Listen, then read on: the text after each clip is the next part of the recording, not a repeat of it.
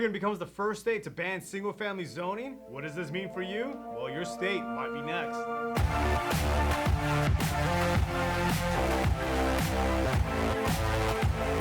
What's up, real estate rock stars? I'm Mighty Mike, and welcome to another episode of Rockstar News, your news source for real estate agents, real estate investors, and anyone looking to become a real estate rock star.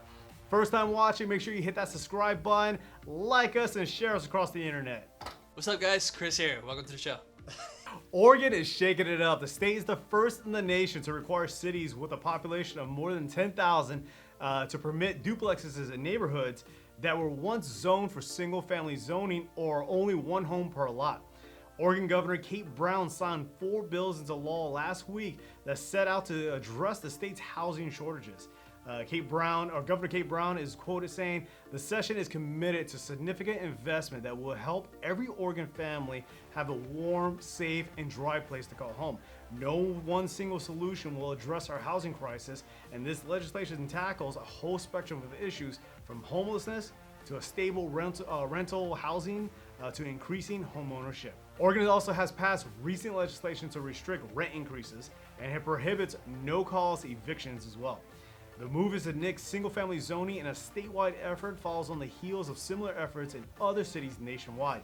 In late 2018, Minneapolis became the first major U.S. city to do so. Cities and state lawmakers are looking for solutions to address housing affordability and housing shortages woes across the country. But ending single-family zoning has been met with resistance among some residents who are concerned that the change in character to their neighborhoods may be detrimental. All right, so Chris, what do you think?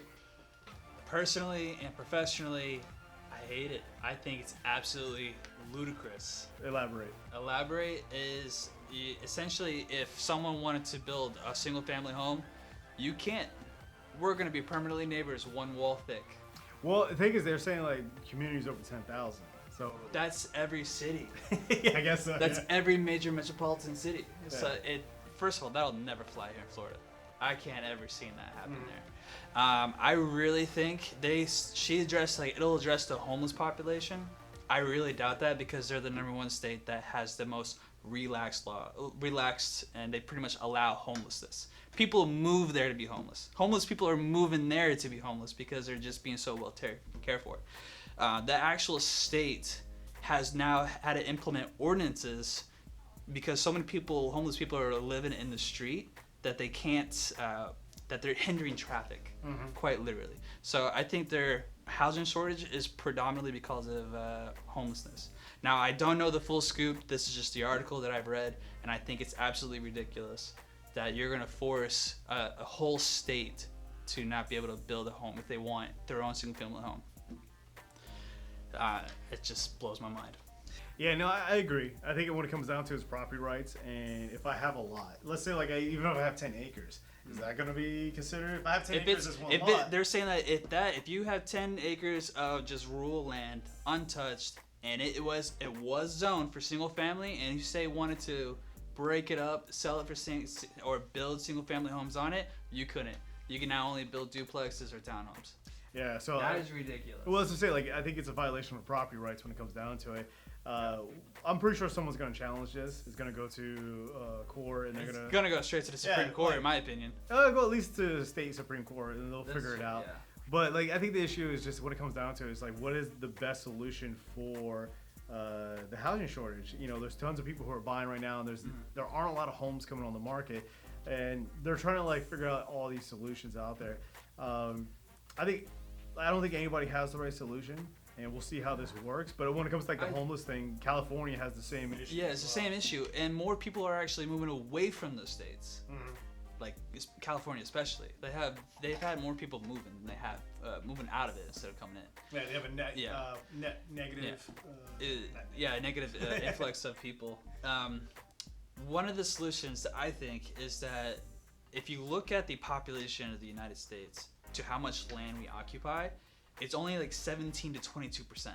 Yeah, it's relatively small. People think the U.S. is overcrowded. It's absolutely not. It's every major city that you've ever heard of, like Dallas, Orlando, Jacksonville, Atlanta, New York City, just predominantly. That's where you have millions of people.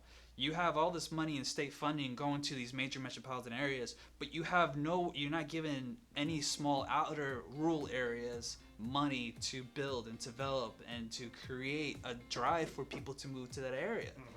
That's the solution. Yeah, I've seen some, Use the space that we have.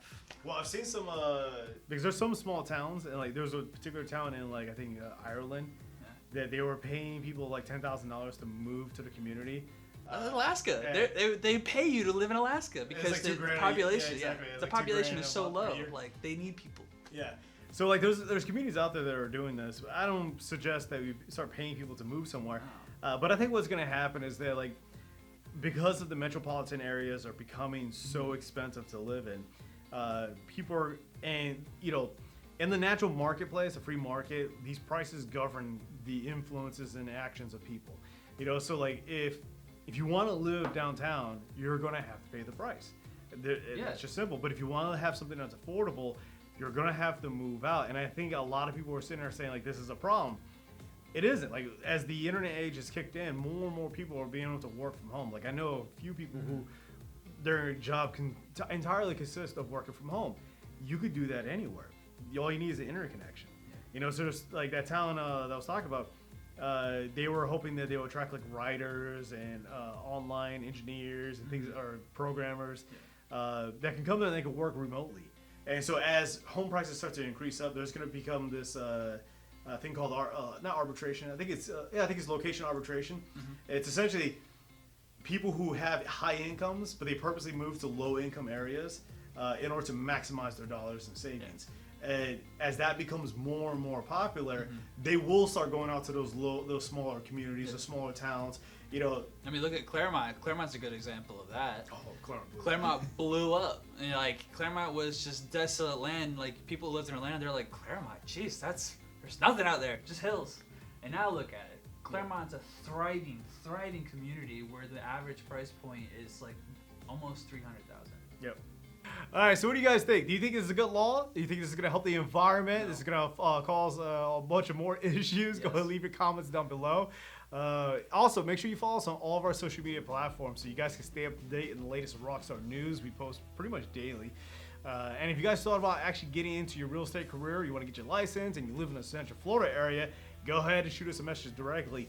Yesterday, we had a career night where everybody joined up. It was great, fantastic. Had a ton of fun. So we're going to be hosting interviews directly, probably on Thursday, Friday-ish, depending on schedules. So if you guys are interested in becoming a real estate agent, go ahead and shoot us a message directly. If you guys do decide, Chris and I could be your real estate coaches. We can help you guys get your careers off the ground. Reason why this is super important, 87% of real estate agents fail in the first 2 years. This is not common knowledge. And the reason why is because a lot of people think this is easier than what it actually is.